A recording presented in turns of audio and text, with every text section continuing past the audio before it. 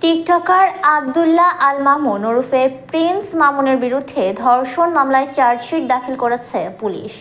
মামলার তদন্ত কর্মকর্তা ক্যান্টনমেন্ট থানার উপপরিদর্শক মোহাম্মদ শাহজাহান গত ২৬ সেপ্টেম্বর ঢাকা সিএমএম আদালতে চার্জশিট দাখিল করেছেন। বৃহস্পতিবার আদালত চার্জশিটটি ঢাকা নারী ও শিশু নির্যাতন দমন ট্রাইব্যুনাল ৯-এ পাঠানোর আদেশ দিয়েছেন। গত বছর ৯ জুন প্রিন্স মামুনের বিরুদ্ধে রাজধানীর ক্যান্টনমেন্ট থানায় একটি মামলা করেন লায়লা। পরদিন তাকে গ্রেফতার করা হয়। ১১ জুন তাকে কারাগারে পাঠানো হয়। গত ১ জুলাই আদালত তার জামিন মঞ্জুর করেন।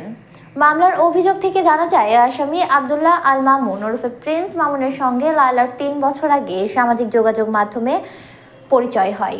পরিচয়ের এক পর্যায়ে মামুন তাকে বিয়ে করবেন এমন প্রলোভন দেখিয়ে তার সঙ্গে প্রেমের সম্পর্ক স্থাপন করেন। পরে মামুন তাকে জানান তার ঢাকায় থাকার মতো নিজস্ব কোনো বাসা নেই। যেহেতু প্রেমের সম্পর্ক সৃষ্টি হয় এবং মামুন তাকে বিয়ে করবে বলে জানান, তাই লায়লা তাকে নিজের বাসায় থাকার অনুমতি দেন। ২০২২ সালের ৭ জানুয়ারি মামুন তার মাকে সঙ্গে নিয়ে লায়লার বাসায় এসে বসবাস করতে থাকেন। ওই দিন থেকে মামুন তার সঙ্গে একই রুমে থাকতে শুরু করেন। বিয়ের প্রলোভন দেখিয়ে একাধিকবার শারীরিক সম্পর্ক করেন।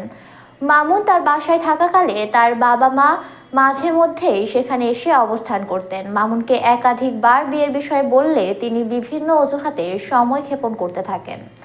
সর্বশেষ চলতি বছরের ১৪ মার্চ মামুন আবার তাকে ধর্ষণ করেন।